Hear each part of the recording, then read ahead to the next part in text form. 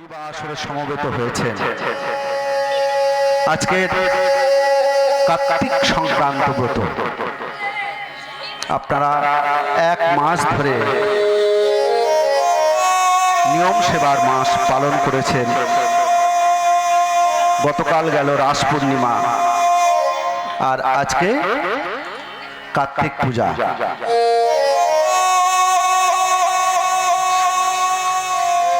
এই কার্তিক ঠাকুর হলেন মাতা পার্বতী এবং ভোলানাথের জ্যেষ্ঠ পুত্র। এই কার্তিক ঠাকুরকে বলা হয় দেব সারথী, অর্থাৎ দেবতাদের তিনি সারথী। এই কার্তিক ঠাকুর পূজা অনেক দিন ধরে প্রচলন হয়ে আসছে। নব দম্পতি এবং যে মায়েদের সন্তান সন্ততি হয়নি, তারাই কিন্তু পূজা করে আসছে। কিন্তু যাদের সন্তান সন্ততি হয়নি বা নব দম্পতি যারা, তারাই কি শুধু পূজা করবে? না, এই কার্তিক পূজা আমাদের সকলেরই পূজা করা উচিত। কার্তিক দেবতাকে আমাদের সকলকে পূজা করা উচিত, সংসারের মঙ্গল, গৃহের মঙ্গলের জন্য সকলকে আমাদের পূজা করা উচিত।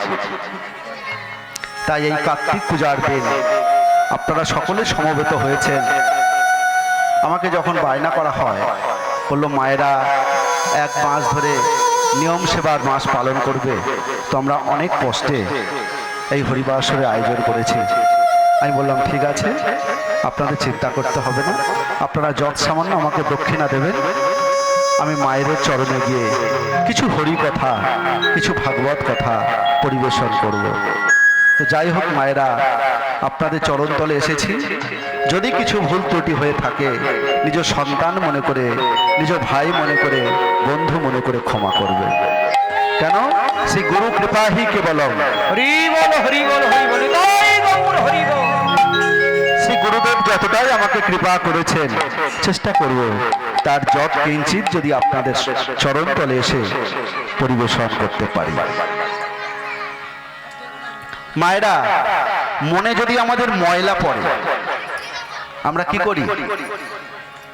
গায়ে যদি ময়লা পড়ে, দাঁতে যদি ময়লা পড়ে, আমরা কি করি? দাঁত মাজি না? হাতে পায়ে ময়লা পড়লে আমরা কি করি? সাবান দিই। তো অন্তরের মাঝে যে ময়লা, জন্ম জন্মান্তরের যে ময়লা, এ কালিমা দূর হবে কিভাবে? একমাত্র এই মহাপ্রভুর হরি নাম সংকীর্তনে। জন্ম জন্মান্তরের কালিমা, জন্ম জন্মান্তরের ময়লা সব দূরীভূত হয়ে যায়। তাই মহাপ্রভু বললেন, চেত দর্পণ মার্জনম। এই সংকীর্তনের দ্বারায় আমাদের মনরূপী যে আয়নাটা, আয়নাতে কি হয়? আমরা মুখ দেখি না, কিন্তু হৃদয়ের মাঝে যদি ময়লা পড়ে থাকে, গোবিন্দকে আমরা দর্শন করতে পারবো? দর্শন করতে পারি না।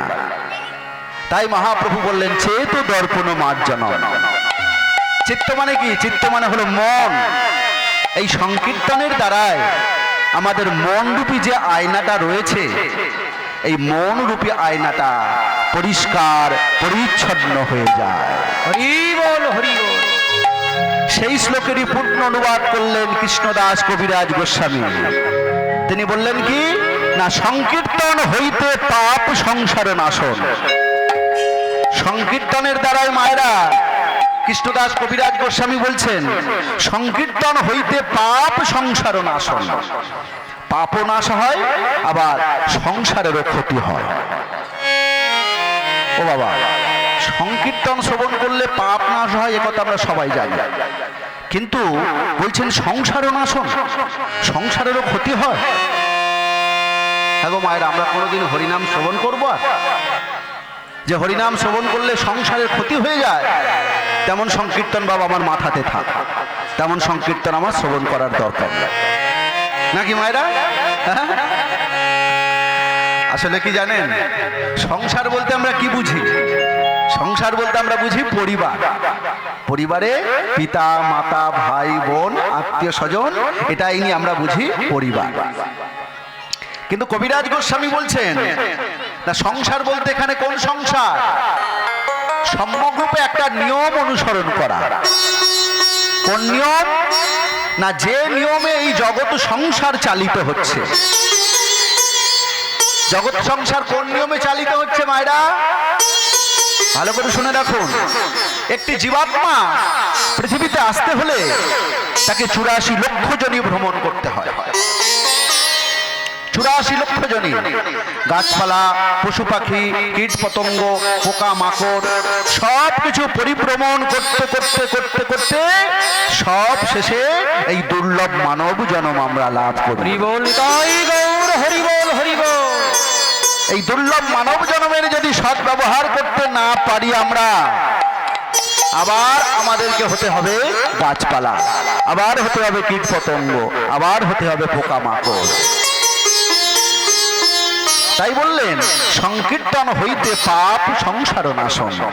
পাপ নাশ হয়, আবার জন্ম মৃত্যুর যে চক্র, বিভিন্ন জন্ম যে ঘুরে ঘুরে আসা, সেই চক্র থেকে নিষ্কৃতি পেয়ে এই জন্মেই আমরা গোবিন্দ চরণ লাভ করতে পারি।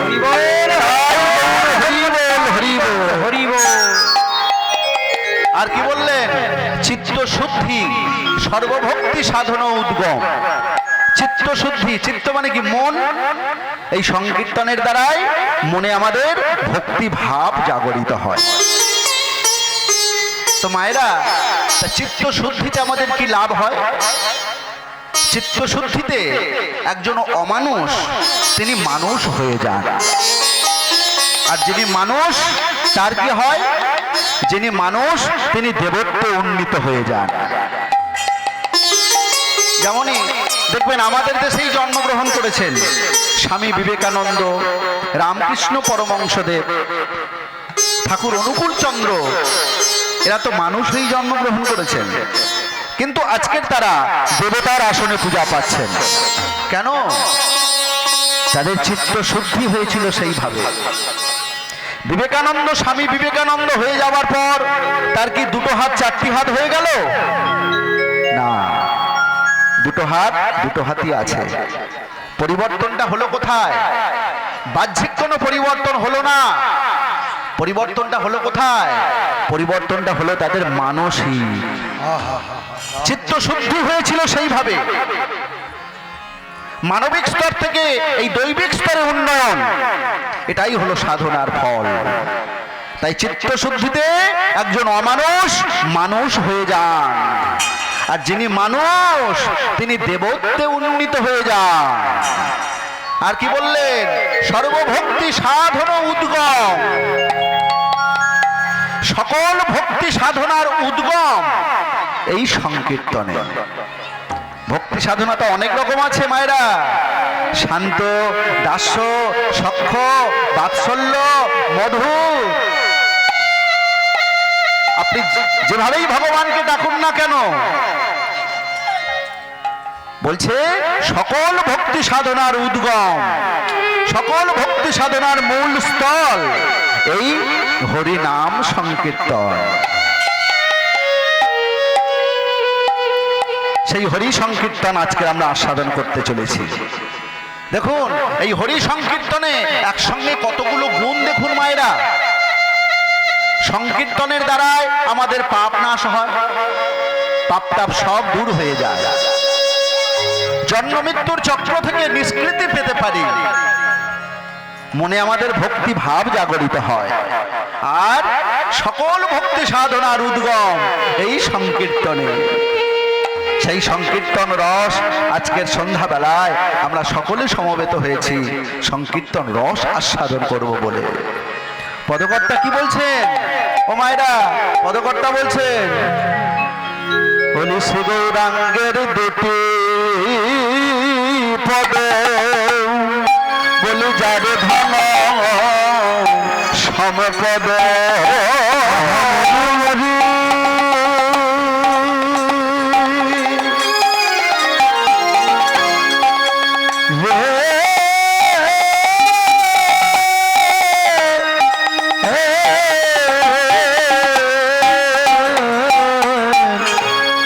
আমার শ্রী গৌরাঙ্গ দুটি পদ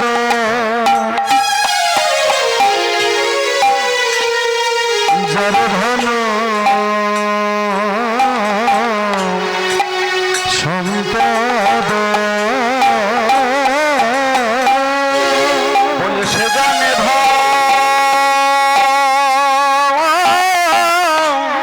ভক্তি রস সারে গ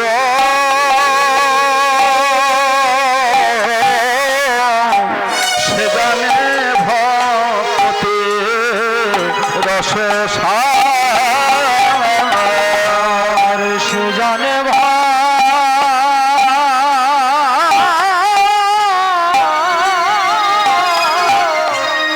ভক্তি রস সারে গো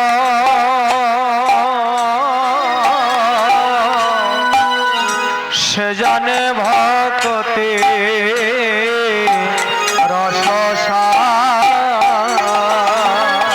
বলে সেই তো জানে গো সেই তো জানে গো বলে সেই তো জানে গো বলে সেই তো জানে গো গৌর ভজে মনে প্রাণে সেই তো জানে গো তোর ভজন যে গান করে সেই তো জানে গো বলে কৃষ্ণ ভক্তি রসা সাধন সেই তো জানে গো কৃষ্ণ ভক্তি রসা সাধন সেই তো জানে গো ভজে আমার গৌর চরণ সেই তো জানে গো এই আমার গৌর চরণ সেই তো জানে গো আমি তোমার হলাম বলে সেই তো জানে গো আমি তোমার হলাম বলে সেই তো জানে গো গুরু চরণ হুবে ধরে সেই তো জানে গো গৌর চরণ রে ঠাকুর আমি তোমার হলাম বলে হরি বল হবে। আমি তোমার হলাম বলে গৌর চরণ রে বাবা আমি তোমার হলাম বলে চরণ রে বাবা আমি তোমার হলাম বলে গৌর চরণ রে বাবা আমি তোমার হলাম বলে সেই তো জানে গো বলে সে জানে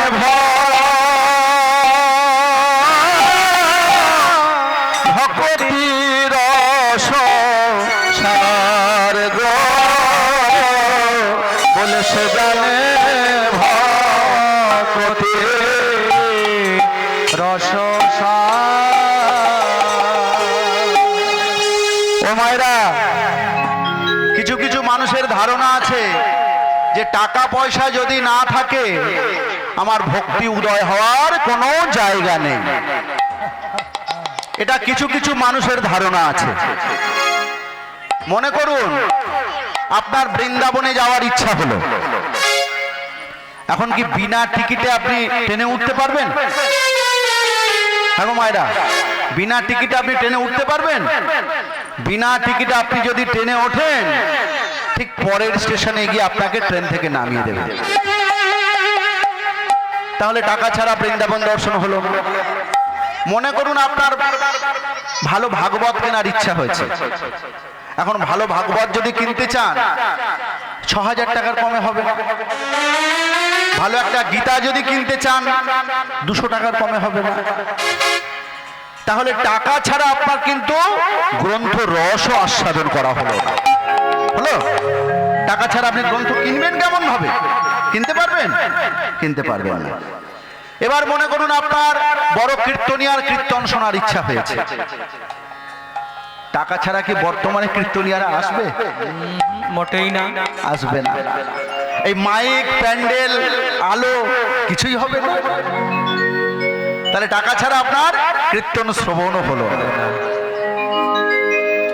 এই কথা কেহ যদি ভেবে থাকেন যে টাকা ছাড়া ভক্তি উদয় হওয়ার আমার কোনো জায়গা নেই, এই কথা কেহ যদি ভেবে থাকেন, পদকর্তা বলছেন ভাই তোমার গোড়াতেই ভুল হয়ে যাচ্ছে। কেন? অর্থ কখনো ভক্তির জন্ম দিতে পারে না। অন্তরে যদি তোমার অনুরাগ থাকে, টাকা পয়সা হয়তো ভক্তি কাজে তোমার সহযোগিতা করতে পারে, কিন্তু অর্থ কখনো ভক্তির জন্ম দিতে পারে না। কেন জন্ম দিতে পারে না? মনে করুন তোমার টাকা আছে বলে ট্রেনের টিকিট কাটলে, ট্রেনের টিকিট কেটে ট্রেনে করে তুমি বৃন্দাবনে গেলে, কিন্তু বৃন্দাবনে গিয়ে তোমার এমন শরীর খারাপ হয়ে গেল, একটাও মন্দির তুমি আর দর্শন করতে পারলে না। যে ট্রেনে বৃন্দাবনে গেলে আবার সেই ট্রেনেই তোমাকে বাড়ি ফিরে চলে আসতে হলো। মনে করুন টাকা আছে বলে গীতা ভাগবত পুরাণ কিনে ঘরেতে কাঁচের আলমারি ভর্তি করে তুমি সাজিয়ে রাখলে, পড়ার আর সময় হয় না, সারাদিন কাজকর্ম সেরে মনে মনে ভাবলেন যে সন্ধ্যাবেলা একটু গ্রন্থ রস আমি আস্বাদন করব, কিন্তু সন্ধ্যা যখন ঘনিয়ে আসে মনটা চলে যায় কোথায়? টিভির পর্দার দিকে। কথা একের পর এক সিরিয়াল গুলো যখন হয় মনে হয় আজকের দিনটা সিরিয়ালটা দেখে দিই, কালকের না হয় একটু গ্রন্থ রস আস্বাদন করি, এই আজকের দিনটা যাক, কালকের দিনটা যাক, এই করতে করতে করতে করতে গ্রন্থর জায়গায় থেকে যায়। এবার মনে করো তোমার বড় কীর্তনী আর কীর্তন শোনার ইচ্ছা হয়েছে, মাইক প্যান্ডেল সব কিছু হয়েছে, ওদিকে কীর্তনিয়া যখন শুরু করলেন কীর্তন, আর আপনার চোখে কোথায় ছিল ঘুম, কোথায় ছিল এত ঘুম, আপনি ঘুমিয়ে পড়লেন। কীর্তনিয়া শুরু করলেন কীর্তন আর আপনি শুরু করলেন ঘুম, কীর্তনের আসরে ঘুম। মায়েরা, তাহলে অর্থে কি ভক্তির উদয় হলো? উদয় হলো না। পদকর্তা বলছেন ভক্তির উদয় হবে কোথার থেকে? না, বলছেন শ্রী গৌরাঙ্গের দুটি পদ, গৌরাঙ্গের চরণকে কেহ যদি সার ভাবতে পেরেছেন তিনিই শুদ্ধ ভক্তির অধিকারী। টাকা পয়সা ভক্তির জন্ম দিতে পারে না, ভক্তির জন্ম দেবে কে? গৌরাঙ্গের দুটি পদ। গৌরাঙ্গের চরণকে কেহ যদি সার ভাবতে পেরেছেন, হে গৌর তোমার চরণ বিনা আমি আর কিছু যাই না, আর কিছু জানি না, আমি চিনি না, আমার মন প্রাণ জীবন যৌবন সর্বস্ব আমি তোমার শ্রীচরণে সমর্পণ করলাম, তিনিই শুদ্ধ ভক্তির অধিকারী। আর আপনারা এই যে রাতের পর রাত জেগে মায়েরা ছোট কীর্তনিয়া, বড় কীর্তনিয়া, মাঝারি কীর্তনিয়া, বিভিন্ন কীর্তনিয়ার কীর্তন শ্রবণ করে বেড়াচ্ছেন, এই যে হরি কথা আপনারা যে শ্রবণ করছেন, হরি কথা শ্রবণ করলে আপনাদের কি লাভ হয় জানেন মায়েরা? হরি কথা যে শ্রবণ করেন আপনারা, হরি কথা শ্রবণ করলে কি লাভ হয়? এটা আমার কথা নয়, বৈষ্ণব পদকর্তা পদ লিখছেন।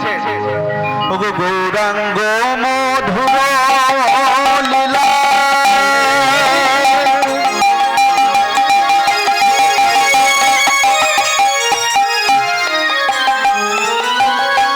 যার করণে প্রবেশিলা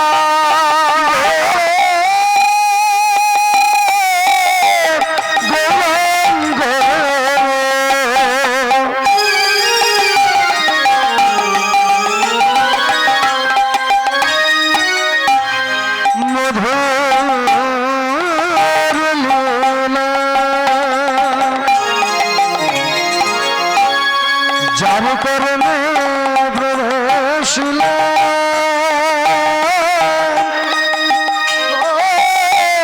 হৃদয় নির্মল ভেলতা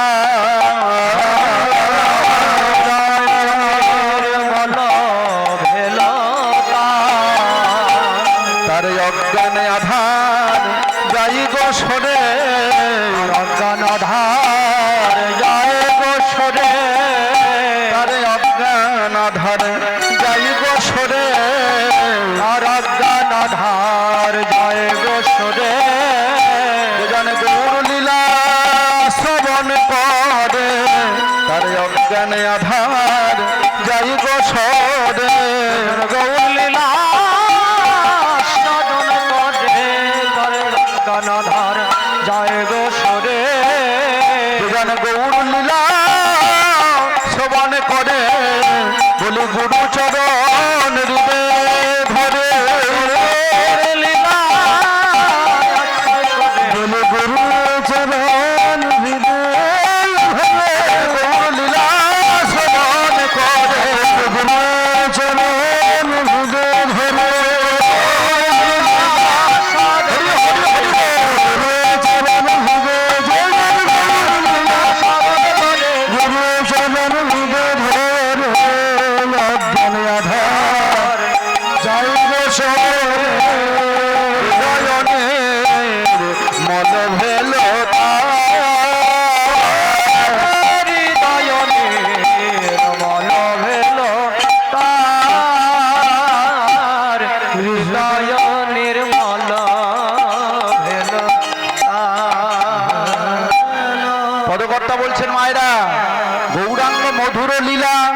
যার কর্ণে প্রবেশিলা হৃদয় নির্মল ভেল তার।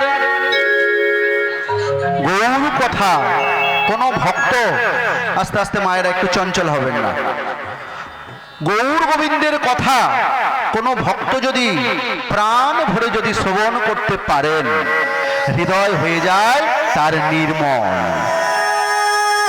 অজ্ঞান অন্ধকার তার চিরতরে দূর হয়ে যায়।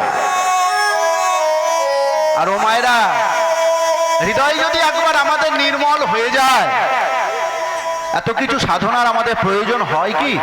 হ্যাঁ, প্রয়োজন হয় না। এত কিছু সাধনা কিসের জন্য আমাদের? এই যে এত ধ্যান জাপ যজ্ঞ করছি কিসের জন্য? হৃদয় নির্মল করার জন্য। তো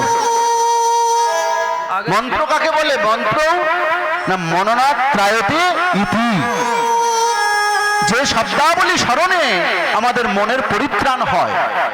মনকে আর কেউ আক্রমণ করতে পারে না। ওই কাম, ক্রোধ, লোভ, মোহ, মদ, মাৎসর্য, এই ষড়রিপু সব তো মনের উপরই আক্রমণ। তাই কোনো ভক্ত যদি প্রাণ ভরে গৌর গোবিন্দের কথা শ্রবণ করেন, হৃদয় হয়ে যায় তার নির্মল, অজ্ঞান অন্ধকার তার চিরতরে দূর হয়ে যায়। আর কোন ভক্ত গৌর গোবিন্দের কথা শ্রবণ করে যদি গৌর গোবিন্দের নাম যদি বদনে গায়, তার কি লাভ হয়? তারও লাভ হয়। পদকর্তা বলছেন, ও গো গৌরাঙ্গ, পদকর্তা বলছেন যে গৌরাঙ্গের নাম লয় তার হয় প্রেমোদয়।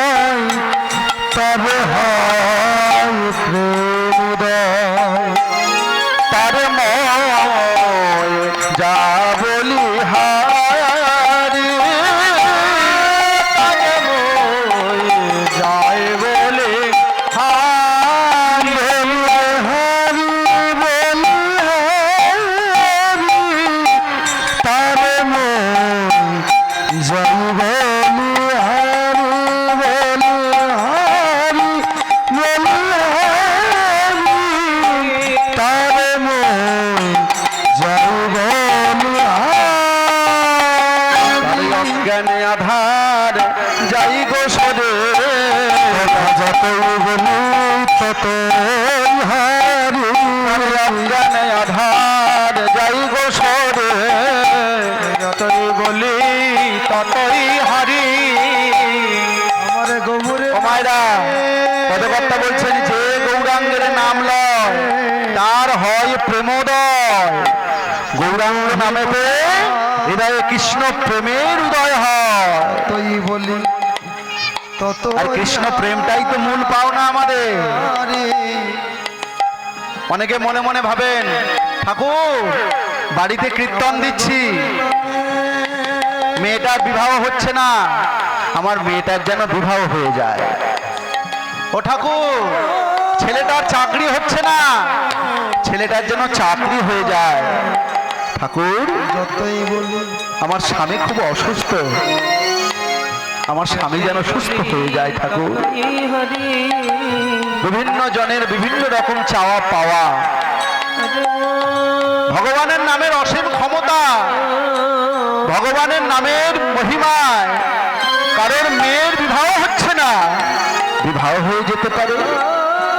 কারোর ছেলের চাকরি হচ্ছে না, চাকরিও হয়ে যেতে পারে। কারোর স্বামী সুস্থ হতে পারে, মান সম্মান বৃদ্ধি হতে পারে, কিছু অর্থ উপার্জনও হতে পারে। কিন্তু ওগুলো আমাদের মূল চাওয়া পাওয়া নয়। মূল চাওয়া পাওয়া কোনটা? ওই যে কেহ কেহ বলে নাম লইলে স্বর্গপ্রাপ্তি হয়, স্বর্গপ্রাপ্তি হয়। কেহ বলে নাম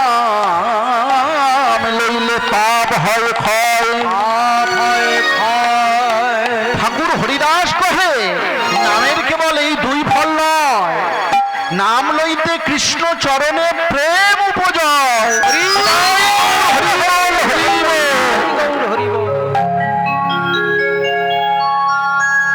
গোবিন্দ চরণে প্রেমের উদয় হলো কিনা সেদিকে লক্ষ্য করে আমাদের কীর্তন গান শোনা, আর সেদিকেই লক্ষ্য করে আমাদের কীর্তন গান গাওয়া। তো মায়েরা রাতের পর রাত জেগে কীর্তন শুনে বেড়াচ্ছেন, বাড়িতে হরিনাম গাইছেন, মহাপ্রভুর নাম গাইছেন, কৃষ্ণ নাম গাইছেন, কিন্তু আপনার হৃদয়ে কৃষ্ণ ভক্তির উদয় হলো কিনা সেটা বুঝবেন কেমন ভাবে? সেটা কি বোঝা যায়?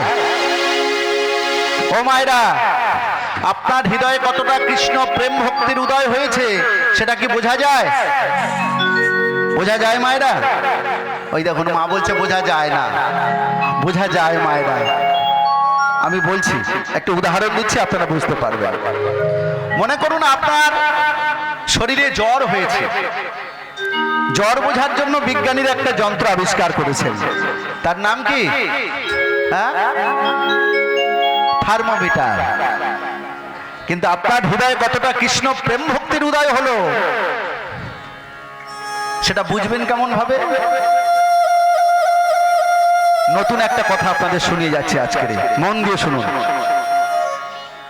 ছোট্ট করে একটা গল্পের মাধ্যমে। মনে করুন আপনি রসগোল্লা খেতে খুব ভালোবাসেন, বা আপনি ভালো ভালো ফল খেতে খুব ভালোবাসেন। এবার মনে করুন রসগোল্লার দোকানে দাঁড়িয়েছেন, কাঁচের মধ্যে ভালো ভালো মিষ্টি সাজানো রয়েছে। এবার সেই মিষ্টির দোকানে দাঁড়িয়ে ভালো ভালো মিষ্টি দেখে আপনার যখন নিজের খেতে ইচ্ছে হবে, মন দিয়ে শুনুন, ভালো ভালো মিষ্টি দেখে যখন আপনার নিজের খেতে ইচ্ছে হবে, জানতে হবে আপনার সাধনায় হয়ে যাচ্ছে, এখনো প্রেম লাভ কিন্তু হয়নি।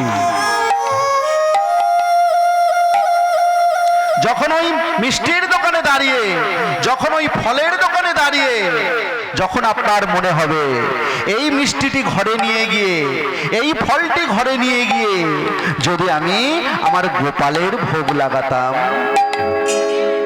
না জানি আমার গোপাল কত আনন্দ পেত। গোপাল যখন সেবা করত সেটি যখন প্রসাদ হয়ে যেত, সেই প্রসাদ যখন আমি পেতাম, না জানি আমার হৃদয়ে কত আনন্দ হতো। চৈতন্য চরিতামৃতে বলে দিলেন, আত্রেন্দ্রিয় প্রীতিবাঞ্ছা তারে বলি কাম, আর কৃষ্ণেন্দ্রিয় প্রীতি ইচ্ছা ধরে প্রেম না। কৃষ্ণের প্রীতিবাঞ্ছা তারে বলি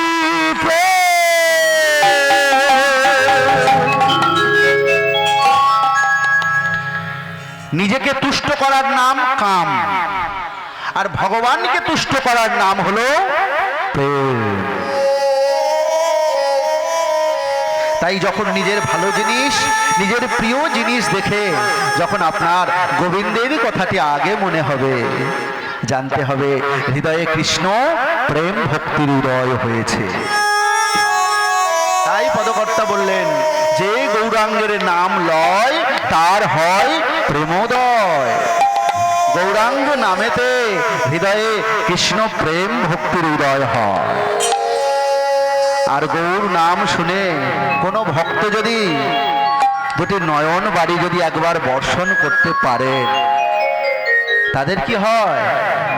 আমাদের মতো সাধারণ ভক্ত যারা, আমাদের কৃষ্ণলীলা গৌর লীলা জানতে গেলে অনেক গ্রন্থ পড়াশোনা করতে হয়, তারপর যৎকিঞ্চিৎ ধারণা জন্মায় গৌর লীলা বা কৃষ্ণলীলা সম্বন্ধে।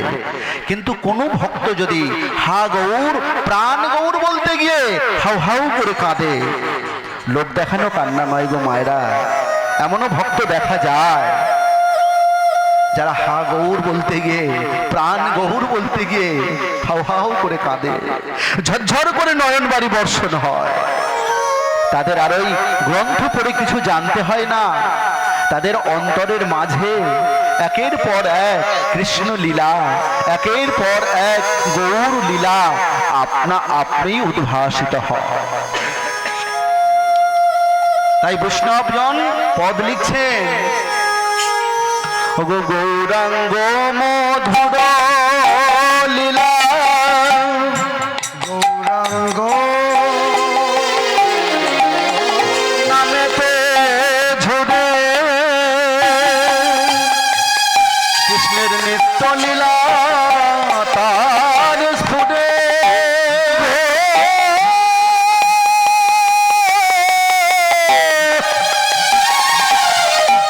গৌরাঙ্গ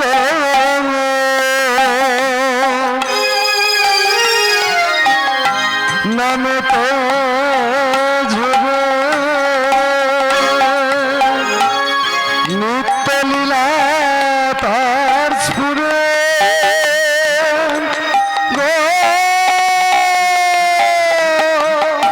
সে জন ভকতি অধিকারী, সে জন কতি অধিকারী। গৌর নাম নিতে যার নয়ন ঝরে, নাম নিতে যার নয়ন ঝরে, গৌর নাম নিতে যার নয়ন ঝরে, গৌর নাম নিতে আর নয়ন ঝরে কৃষ্ণের নিত্য লীলা সে দেখে অন্তরে, নাম নিতে যার নয়ন ঝরে নিত্য লীলা দেখে অন্তরে, গৌর বলে কাঁদিতে পারে, নিত্য লীলা দেখে অন্তরে, গৌর বলে কাঁদিতে পারে, নিত্য লীলা দেখে অন্তরে, গৌর বলে কাঁদিতে পারে, নিত্য লীলা দেখে অন্তরে, কাঁদিতে পারে, নিত্য লীলা দেখে অন্তরে, গৌর বলে কাঁদিতে পারে, নিত্য লীলা দেখে অন্তরে, গৌর বলে কাঁদিতে পারে। বলে নাম নিতে যার নয়ন ঝরে, সেজন্য ভকতি অধিকারী, সেজন্য ভকতি অধিকারী। মায়েরা, আমাদের ধ্যান ধারণা সব কিন্তু পাল্টে গেল। দাদা, একটি পদের 4টি পংক্তি গাওয়া হলো। আউন দাদা, আমাদের ধারণা কি ছিল, যে টাকা পয়সা যদি না থাকে আমার ভক্তি উদয় হওয়ার কোনো জায়গা নেই। তাই তো মায়েরা? ও মায়েরা, ও মা, সন্ধ্যাবেলা ঘুমিয়ে পড়ছেন কেন? ঘুম আসেনি তো? বেশ, ঘুমাবেন না। আমি আপনাদের নিজের ঘরের ছেলের মতন, ভুল হলে ধরবেন। হ্যাঁ, মন দিয়ে শুনুন। বলছে টাকা পয়সা, এতদিন ধারণা ছিল যে টাকা পয়সা যদি না থাকে ভক্তি উদয় হওয়ার কোনো জায়গা নেই। কিন্তু পদকর্তা বললেন ভুল ধারণা। অর্থ কখনো ভক্তির জন্ম দিতে পারে না। অন্তরে যদি অনুরাগ থাকে, টাকা পয়সা ভক্তি কাজে সহযোগিতা করতে পারে তোমার। দ্বিতীয় পংক্তিতে বললেন কি, গৌরাঙ্গ মধুর লীলা যার কর্ণে প্রবেশিলা, হৃদয় নির্মল ভেলতা। গৌর কথা কেউ যদি প্রাণ ভরে শ্রবণ করতে পারে, হৃদয় হয়ে যায় তার নির্মল, অজ্ঞান অন্ধকার চিরতরে দূর হয়ে যায়। তৃতীয় পংক্তিতে বললেন, যে গৌরাঙ্গের নাম লয় তার হয় প্রেমোদয়। গৌরাঙ্গ নামেতে হৃদয়ে কৃষ্ণ প্রেম ভক্তির উদয় হয়। আর চতুর্থ পংক্তিতে বললেন, গৌর নাম নিয়ে কেহ যদি একবার কাঁদতে পেরেছেন, হৃদয়ের মাঝে একের পর এক গৌর লীলা, কৃষ্ণ লীলা আপনা আপনি উদ্ভাসিত হয়।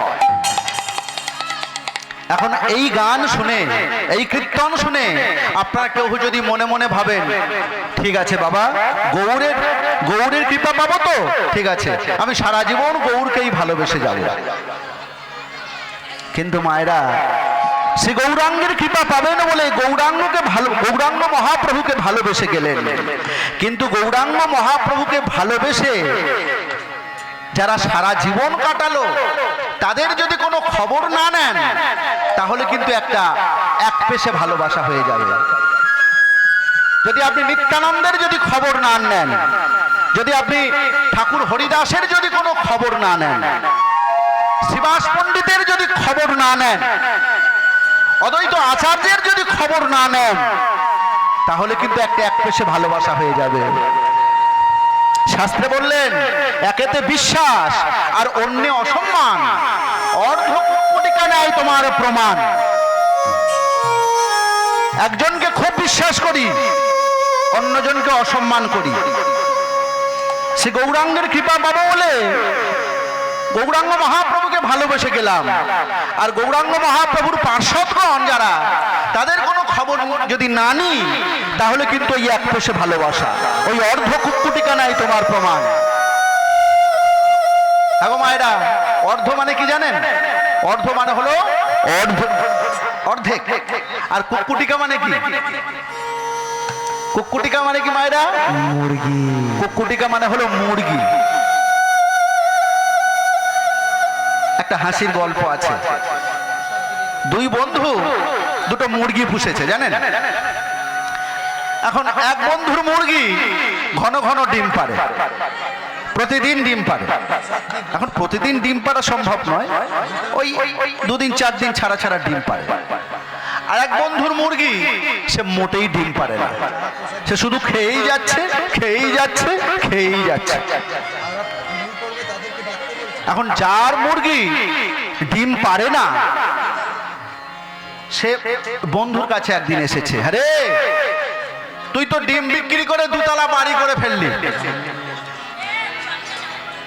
তোর মুরগি প্রতিদিন ডিম পারে, ডিম বিক্রি করে তুই 2 তলা বাড়ি করে ফেললি, আর আমি একটা অপায়া একটা মুরগি জুটেছে আমার ভাগ্যে, ডিম পাড়ার নাম নেই, শুধু খেয়েই যাচ্ছে, গাদা গাদা খাচ্ছে, ডিম পাড়ার নাম নেই। বলে তোর মতন যদি আমি একটা মুরগি পেতাম না বন্ধু, আমিও রাতারাতি বড় লোক হয়ে যেতাম, আমিও 2 তলা বাড়ি করতাম তোর মতন। বলে বাবা মুরগির ডিমে রাতারাতি বড় লোক? বলে হ্যাঁ, তোর বুদ্ধি নেই, তুই যদি আমার থেকে বুদ্ধি নিয়ে যদি বুদ্ধি খাটাস, তুই যেমন 2 তলা বাড়ি করেছিস ডিম বিক্রি করে, ও 3 তলা বাড়ি হয়ে যাবে। বলে বাবা মুরগির ডিমে রাতারাতি বড় লোক, বুদ্ধিটা কেমন বল না আমার একটু। হ্যাঁ, বুদ্ধি থাকতে হবে, আমার থেকে বুদ্ধি নিয়ে যদি বুদ্ধি খাটাস, ও 2 তলা কেন 3 তলা বাড়ি হয়ে যাবে তো। বলে বল না বন্ধু বুদ্ধিটা কেমন? বলে এই দেখ, মুরগির ডিম কোথায় থাকে? বলে কেন, মুরগির ডিম থাকে মুরগির পেটে। তা পেটে যখন ডিম থাকে, পেটটা কেটে বাড়িতে রেখে দে, সেখান থেকে প্রতিদিন একটা করে ডিম পাবি। আর বাকি অংশটা হাত, মুন্ডু, গলা, পা কেটে বাজারে বিক্রি করে দে, মাংসের দরে বিক্রি করে দে, সেখান থেকে একটা টাকাও চলে আসবে, আর পেটটা বাড়ি থাকলে প্রতিদিন একটা করে ডিমও পাবি।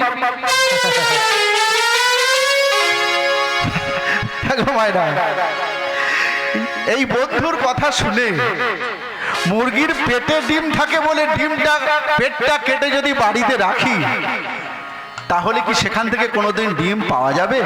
যাবে না, সেখান থেকে ডিম পাওয়া যায় না। তদ্রূপ গৌর হরির কৃপা পেতে হলে গৌরাঙ্গকে ভালোবাসলে হবে না, গৌরাঙ্গকে ভালোবেসে যারা সারা জীবন কাটালো তাদেরকেও সমান সম্মান করতে হবে, সমান পদমর্যাদা দিতে হবে, তবেই তুমি গৌরাঙ্গের কৃপা পাবে। গৌরাঙ্গের সঙ্গী গণে নিত্য সিদ্ধ করি মানে, গৌরাঙ্গের সঙ্গী গণে নিত্য সিদ্ধ করে মানে, গৌরাঙ্গের সঙ্গী গণে নিত্য সিদ্ধ করি মানে, গৌরাঙ্গের সঙ্গী গণে নিত্য সিদ্ধ পরিমাণে, গৌরাঙ্গের সঙ্গী গণে নিত্য সিদ্ধ করে মানে, হৃদয় ভোজন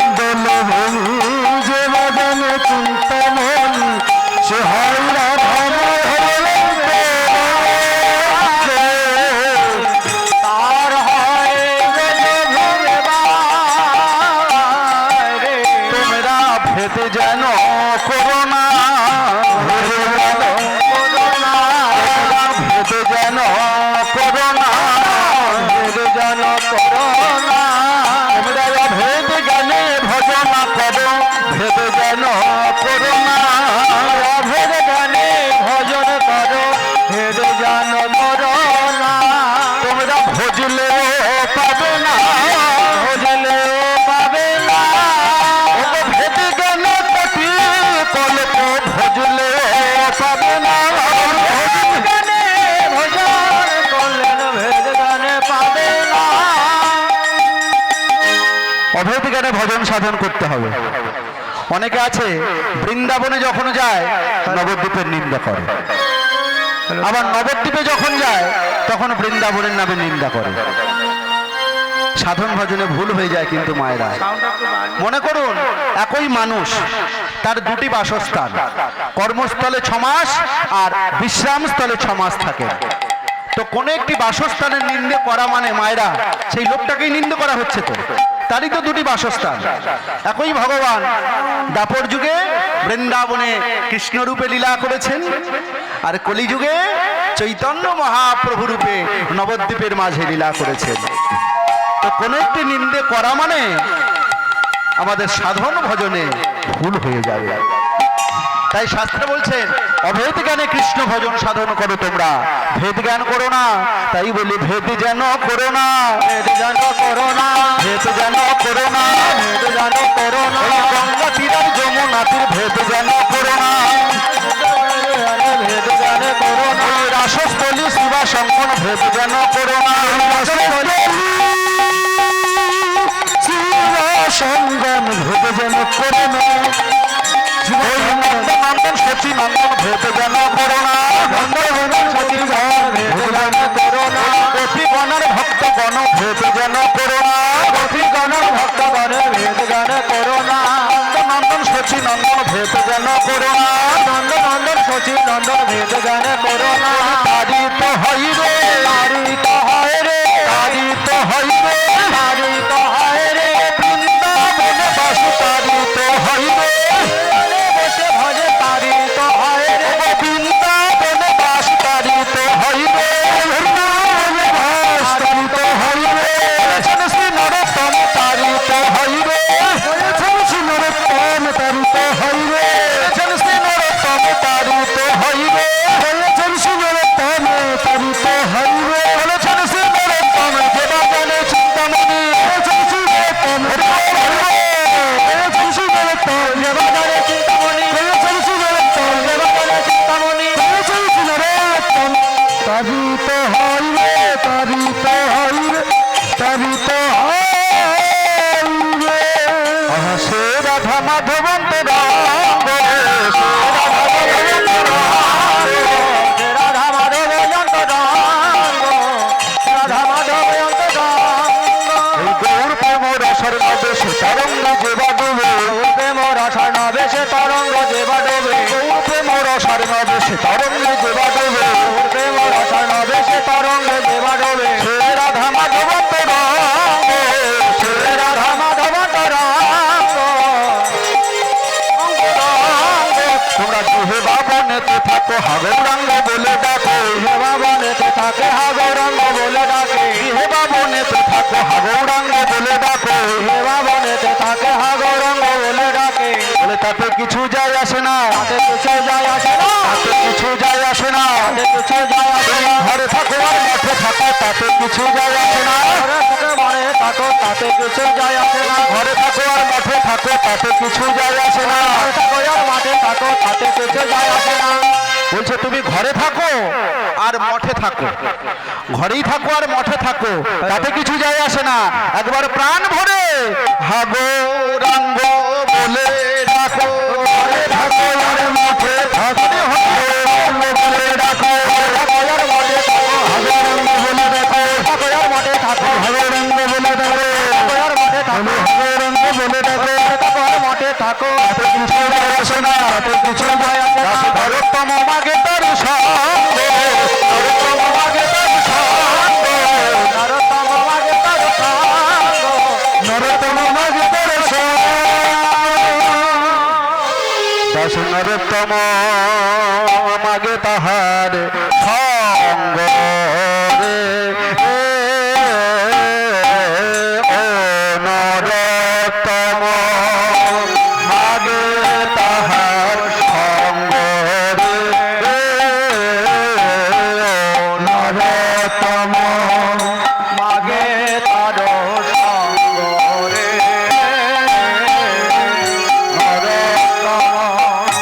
মাগে তার সঙ্গ রে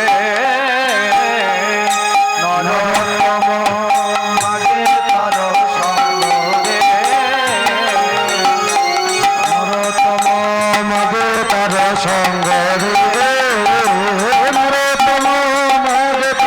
সঙ্গ রে নরোত্তম মাগে তার সঙ্গ রে নরোত্তম মাগে তার সঙ্গ রে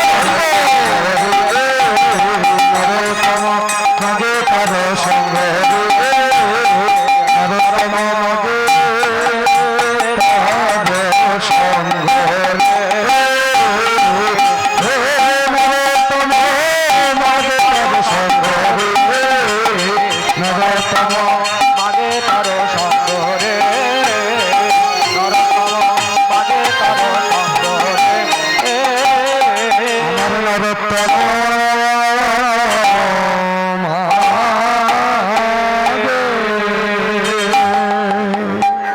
মায়েরা, এতক্ষণ আমরা গৌর চন্দ্রিকা আস্বাদন করলাম, নরোত্তম দাসের পথ আস্বাদন করলাম। আজকে আমরা যার জীবন কথা শুনব, যাকে বলা হয় অদ্বৈত আচার্যের হ্যালো ভাবাবেশ অবতার। হ্যাঁ গো মায়েরা, অদ্বৈত আচার্য পূর্বজন্মে কে ছিলেন?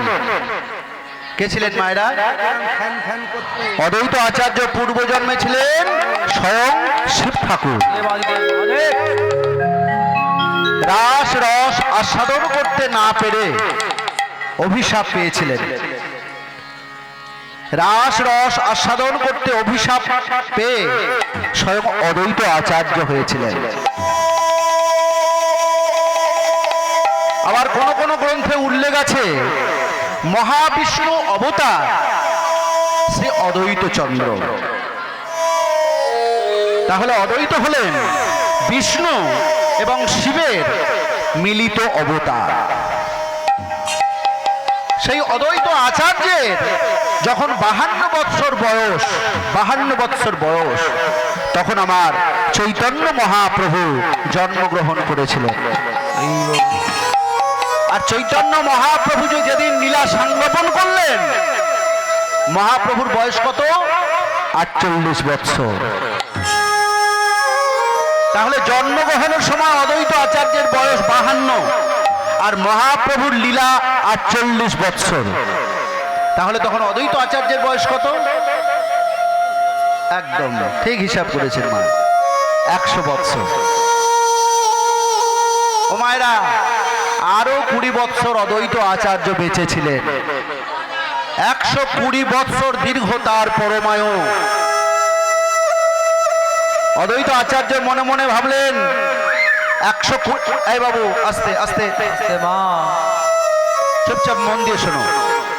120 বৎসর আমার দীর্ঘ পরমায়ু, কিন্তু বার্ধক্যের কারণে আমি নীলাচল লীলা দর্শন করতে পারলাম না।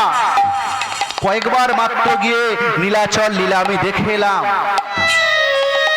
আবার আমি ভক্তরূপে জন্ম নেব, নিশ্চয়ই কোনো না কোনো ভক্ত গৌরাঙ্গের লীলা গ্রন্থে লিখে রাখবেন। সেই গ্রন্থ পাঠ করে আমি লীলা রস আস্বাদন করব। তাই অদ্বৈত আচার্যের ভাবাবেশ অবতার যাকে বলা হয়, তার জীবন কথা যদি আমাদের শুনতে হয়, আমাদের মনটাকে একটু নিয়ে যেতে হবে কোথায়? সেই মেদিনীপুর জেলায়। মায়েরা, মেদিনীপুর জেলায় করাইকুণ্ডার কাছে ধারেন্দ্র বাহাদুরপুর গ্রাম, সেই গ্রামে কৃষ্ণ মণ্ডল, তার স্ত্রী দ্বারিকা, তাদের খুব দুঃখের সংসার। একদিন দুঃখের অনটন অবস্থা সহ্য করতে না পেরে দ্বারিকা দেবী তার স্বামীকে বললেন, ও স্বামী, আমাদের সংসারে এত দুঃখ, আমাদের সংসারে এত কষ্ট। স্বামী যাও, তুমি একবার ওই জগন্নাথকে তুমি একবার দর্শন করে এসো। জগন্নাথকে তুমি যদি একবার দর্শন করো, আমাদের সংসারে আর কোনো দুঃখ থাকবে না, আমাদের সংসারে আর কোনো কষ্ট থাকবে না। যাও স্বামী, তুমি একবার পুরীর ধামে জগন্নাথকে একবার দর্শন করে এসো। দুরিকা, আমি জগন্নাথ দর্শনে যাব? হ্যাঁ স্বামী। মায়েরা, মেদিনীপুরের বেশিরভাগ ভক্ত, তখন কিন্তু মেদিনীপুর জেলাটা তখনকার দিনে উড়িষ্যা রাজ্যের অন্তর্গত ছিল। ওই মেদিনীপুরের বেশিরভাগ ভক্ত মনে দুঃখ জানানোর জন্য জগন্নাথের কাছে গিয়ে আত্মনিবেদন জানাতে। তাই কৃষ্ণমণ্ডল বললেন, দুরিকা, আমি জগন্নাথ দর্শনে যাব? হ্যাঁ স্বামী, তুমি যাও। জগন্নাথের কাছে গেলে দেখবে সংসারে আর কোনো দুঃখ থাকবে না, আর কোনো কষ্ট থাকবে না। বেশ, তাই হবে। ভক্তমণ্ডলী, ভক্তিমতী মায়েরা, আজকের কৃষ্ণমণ্ডল জগন্নাথ দর্শনে চলেছে। আসুন আমরাও সবাই মিলে একটু জগন্নাথ দেবের স্তব পাঠ করব। ও মায়েরা, সবাই হাত জোর করুন, সবাই একটু জগন্নাথ দেবের স্তব পাঠ করব। এই স্তব স্বয়ং চৈতন্য মহাপ্রভু পুরী ধামে জগন্নাথের দিকে চেয়ে অনর্গল এই স্তব প্রার্থনা করতে। সবাই বলুন, জগন্নাথ দেব কি, সুভদ্রা মাই কি, বলদেবী জিউ কি, নীলাচল ধাম কি, জগন্নাথ স্বামী নয়ন পথ গামী ভবতু মে। জগন্নাথ স্বামী নয়ন পথ গামী ভবতু মে। জগন্নাথ স্বামী নয়ন পথ গামী ভবতু মে। জগন্নাথ স্বামী নয়ন পথ গামী ভবতু মে। জগন্নাথ স্বামী নয়ন পথ কদাচিত কান্তি কত বিপুল সঙ্গীত তরল মুদাভিরে নার বদন কমল সার মধুপ রমা শঙ্কর মহামরমতি গণেশার চিত পদ। জগন্নাথ স্বামী নয়ন পথ গামী ভবতু মে। জগন্নাথ স্বামী নয়ন পথ গামী ভবতু মে। মহামৃদে স্থিরে কনক রুচিরে নীল শিখরে বসনা প্রসাদন্ত সহজ বলভদ্রনা বলিনা সুভদ্রা মধ্যস্থ সকল দেব সেবাব সরব। জগন্নাথ স্বামী নয়ন পথ গামী ভবতু মে। জগন্নাথ স্বামী নয়ন পথ গামী ভবতু মে। ভুজে সভ্যে বেনু শিরসি শিখি পিচ্ছং কটুতটে দুকুলং নেত্রান্ত সহচর কটাক্ষং বিদগ্ধতে সদা শ্রীমদ বৃন্দাবন বসতি লীলাপতি জগন্নাথ স্বামী নয়ন পথ গামী ভবতু মে। জগন্নাথ স্বামী নয়ন পথ গামী ভবতু মে। জয় জগন্নাথ, জয় জগন্নাথ,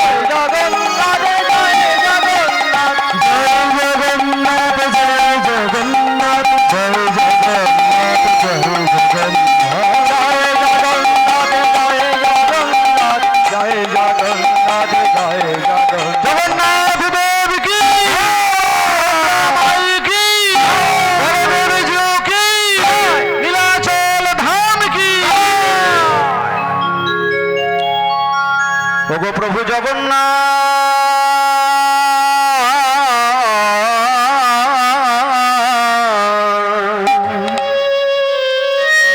হে রাধা মাধব মাধব বহুত মিনতি করুত ও হে রাধা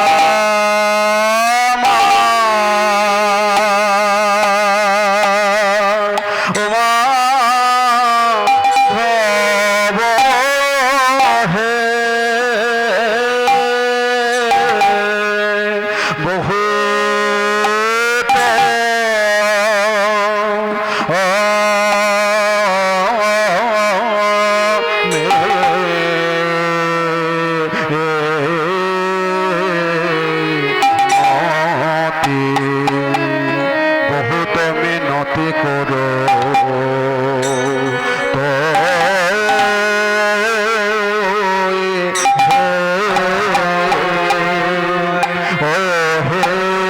ও হে রাধা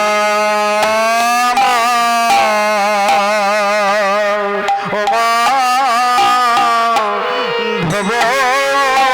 হে এই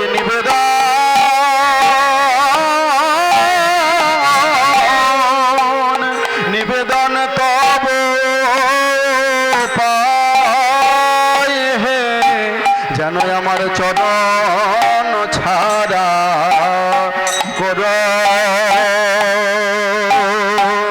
করো না হে এই নিবেদন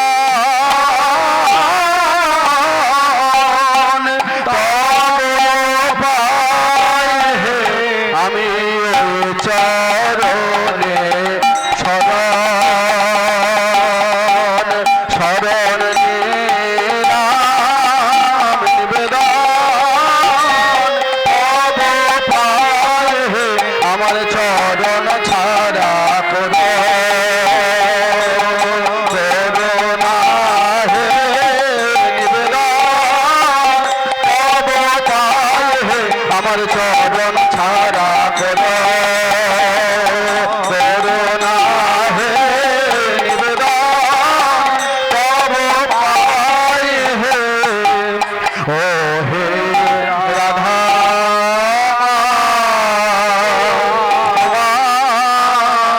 ভব হে বহুত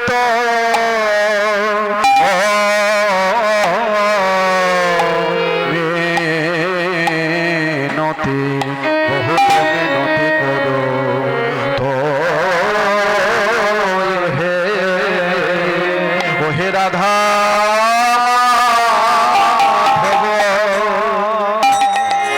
এই যে গানটি শুনলেন মায়েরা কীর্তনের একটা প্রাচীন তাল মধ্যম দশকোষী তালের গানটি আপনারা শুনলেন ও হে প্রভু মাধব হে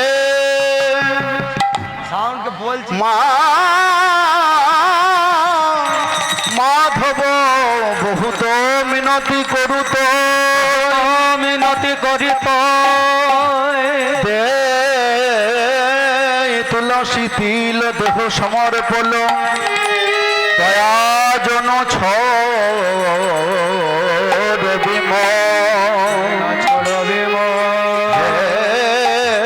মাধব হে মাধব হে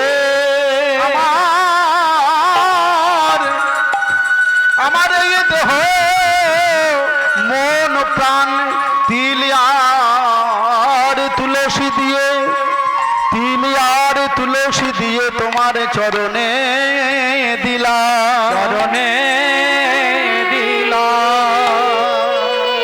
তুমি যেন আমার প্রতি দয়া ছেড়ো না হে মাধব যদি তুমি আমার দোষ গুণ বিচার করে আমার কৃপা করো তাহলে আমি যে কোনোদিনই তোমার কৃপা পাবো না কেন জানো মাধব গণইত দোষ গুণলেশ না পাওবি যাবে তো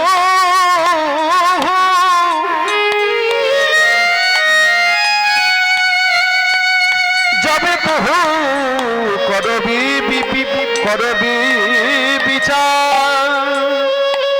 মাধব, যদি তুমি আমার দোষ গুণ বিচার করে আমার কৃপা করো, আমি কোনোদিন তোমার কৃপা পাবো না। কেন জানো মাধব, সারা জীবন শুধুই আমার দোষ দোষ আর দোষ। আমার মধ্যে গুণের লেশ মাত্র তুমি পাবে না। তাহলে যদি তুমি বলো তোমার ডাকার সাহস পেলাম কেমন ভাবে, তোমার ডাকার সাহস দিয়েছে তোমার এই ভক্তগণ, তোমার এই ভক্তগণ যারা এই পুরীধামে, যারা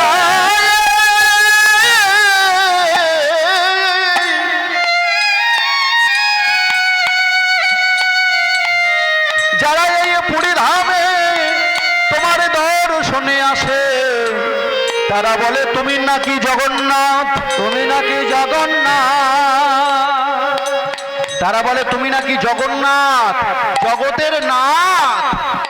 তুমি যদি জগতের নাথ হবে মাধব, আমি কি জগতের বাইরে? আমি তো জগতেরই মধ্যে। হ্যাঁ, তাই দুহু জগন্নাথ,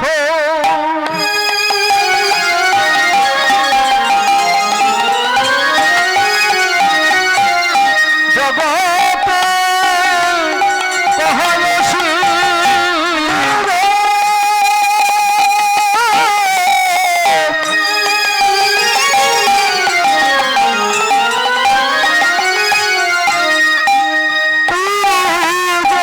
জগন্নাথ, জগতে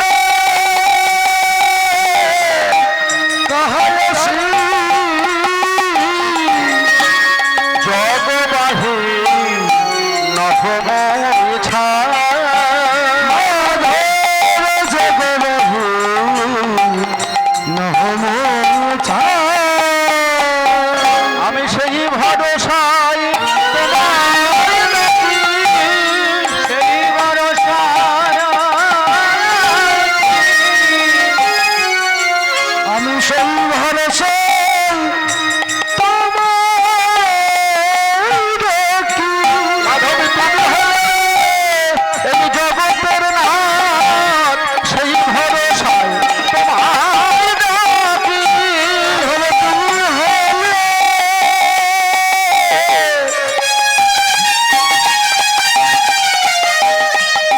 এই জগতের নাথ, সেই ভরসায় তোমার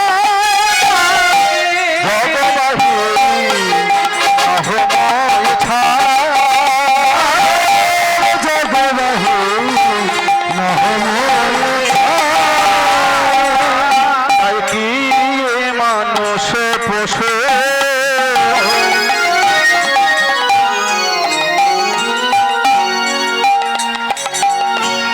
পাখি গিয়ে জনমিয়ে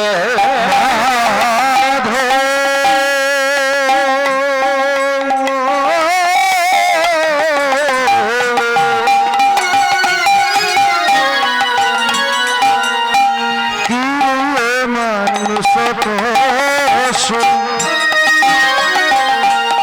পক্ষী কিয়ে জনমিয়ে, অথবা কীট পতঙ্গে